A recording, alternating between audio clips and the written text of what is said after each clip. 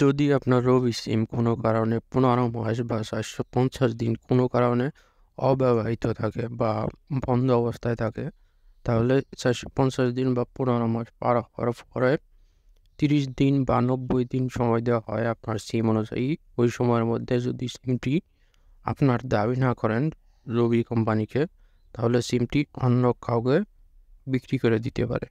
অর্থাৎ সেটা রিসাইকেল লিস্টে চলে যাবে। ওই ওই 90 দিন সময়ের মধ্যে যদি আপনি সিমটি আপনার দাবি না করেন, আপনার সিমটি রিসাইকেল লিস্টে দেখার জন্য, রিসাইকেল লিস্টে আছে নাকি এটা দেখার জন্য গুগলে সার্চ দেবেন রবি রিসাইকেল নাম্বার চেক অনলাইন, এটা লিখে সার্চ দেওয়ার পরে এই ওয়েবসাইটে চলে যাবেন, রিসাইকেল অন রবি কানেকশন।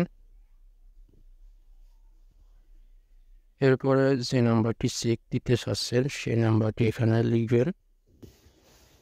যেমন আমি এখানে একটি নাম্বার লিখছি, চেক নাও ক্লিক করবেন। দেখতে পাচ্ছেন যে this number is in recycle list, অর্থাৎ এই সিমটি রিসাইকেল লিস্টে আছে।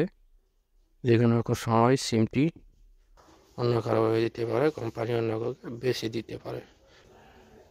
আর যদি এটা রিসাইকেল লিস্টে না থাকতো তখন কি দেখাতো চলুন দেখা যাক। চেক নাও ক্লিক করলাম।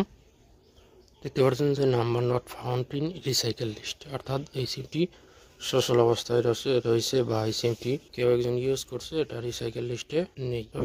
এইভাবে আপনি চেক করতে পারবেন যে আপনার সিমটি রিসাইকেল লিস্টের মধ্যে পড়ে গিয়েছে কিনা।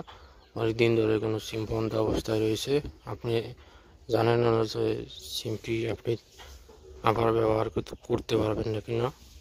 তো এইভাবে আপনি দেখতে পারবেন যে আপনার সিমটি আবার নতুন করে তুলতে পারবেন কিনা, বা রিসাইকেল লিস্টে চলে গেছে নাকি এখনও সচল আছে। তো ভালো লাগলে অবশ্যই লাইক দিয়ে সঙ্গে থাকবেন।